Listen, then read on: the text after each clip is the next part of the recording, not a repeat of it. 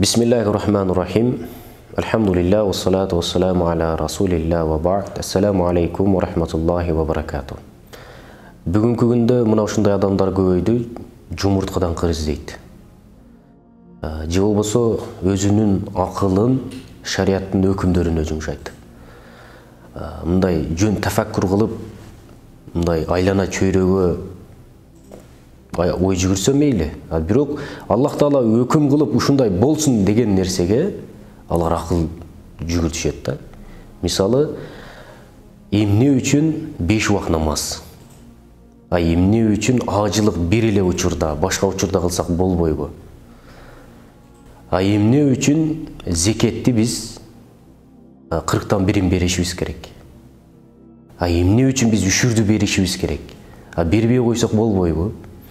Зекеттин ордуна садака кылып койсок болбойбу? Кыскасы, мына ушундай Аллахтын парыз кылган өкүмдөрүнө алар ой жүгүртүшөт. Илгери дагы мына дал ушул сыяктуу болгон.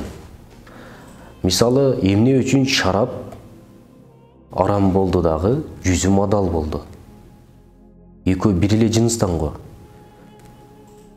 Бирок Аллах Таала шарапты арам кылды. Ошол эле нерседе шарап эмнеден жасалат? Ал нерсени адал кылды. Мындай ушуга ой жүгүрткөндөр көп. Илгери да дал мына ушул сыяктуу болгон. Күндөрдүн бир күнүндө Азирети Али радиаллаху анху христиандын үйүнө конок барып калат. Ал христиан дасторконго көп нерселерди коёт. Мөмө жемиштердин түрүн коёт. Ошонун арасында жүзүм дагы коёт. Балким аны сынаш үчүн дагы чакырышы мүмкүн. Анан Али радиаллаху анху ошол жүзүмдөн жейт. Кийин шарап алып келет, ошол жүзүмдөн жасалган. Ал шарапты ичпейт. Биз мусулмандар бул шарапты ичпейт деп айтат. Тагыраагы ошол винону. Кийин жанагы христиан ушул жерден сөздөн кармадыбы, айтор жана мусулмандарды бир уят кылам дедиби, кандай ой болбосун кыскасы айтат. Мусулмандар, мен силерге таң калам. Силер ушул жүзүмдү адал дейсиңер дагы, ошол жүзүмдөн жасалган винону арам дейсиңер. Мен силерге аябай таң калам. Эмне үчүн мындай акыл мындай жүгүртпөйсүңөр?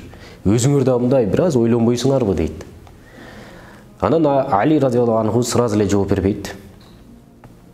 Ал сенин аялың барбы дейт. Ооба бар. Кызыңчы дейт. Кызым дагы бар. Эмне болду дейт. Анда экөөнү чакырасыңарбы? Аялы менен кызы келет. Анан айтат. Бул сенин аялың. Бул ошол аялың төрөгөн кызың. Аллах Таала бул кыздын апасын сага адал кылды дагы. Бул аялыңдын кызын, тагыраагы сенин кызыңды сага арам кылып койду. Эми ойлонсоң, сен өзүңдүн кызыңа үйлөнөсүңбү дейт.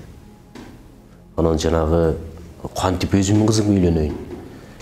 Келе соосуңбу деген сыяктуу айтат. Көрдүңбү? Сен бизди келе соосуң дейт. Бирок сен ошол акыл калчабаганыңдан сен өзүңдүн келе соолугуңду көрсөтүп атасың дейт. Эмне үчүн? Анткени вино менен жүзүм бир жыныстан, туура. Жанагы кызы дагы аял, тиги аялы дагы аял, экөө тең бир жыныстан. Экөөнү тең демек үйлөнсө болот деген сөз да бул. Жок. Аллах Таала ар бир нерседе берешендикти койгон. Ар бир нерседе өзүнүн хикматтуулугу бар. Аллах Таала болбойт деди, демек анда инсанда чоң бир пайда бар. Андан сиз бир кынтык издеп көрбөңүз. Илгери француздар ушунчалык илимдүү болуп кеткендиктен ошол Курандан бир кемчилик табалы. Же болбосо пайгамбарыбыздын сөздөрүнөн бир кемчилик табалы деп алар изилденишкен. Сиз биз го бир исламды кенен түшүнбөй туруп ар нерсени сүйлөйбүз. Француздар ушунчалык илимдүү болгон, Куранды жатка билген, тафсирди жатка билген, усулдарды тим эле семичке чаккандай чаккан. Ошолор Курандан ката табабыз деп изилденишкен. Ошолор пайгамбарыбыздын сүннөтүнөн ката табабыз деп изилденишкен. Ошолор алымдардын сөздөрүнөн изилденишкен. Бирок Аллах Таала өкүм кылган нерседе бул болбойт дедиби, демек анда инсан баласы үчүн чоң бир хикматтуулук жатат, чоң бир пайда жатат. Мен деген философтор, мен деген жанагы мыкты делген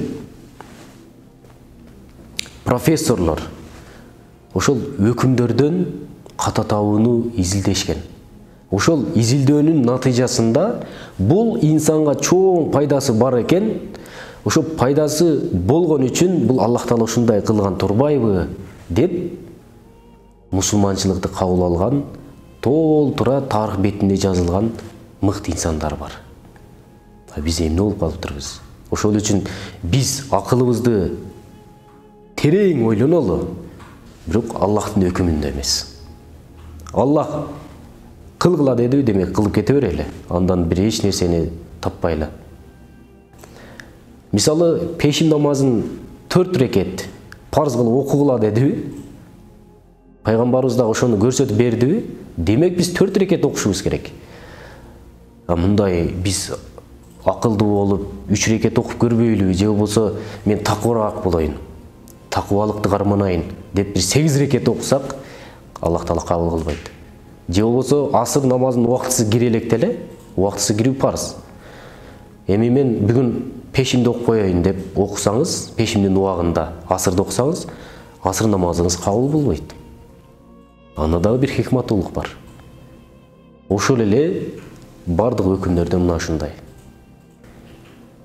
Ассаламу алейкум ва рахматуллахи ва баракатух.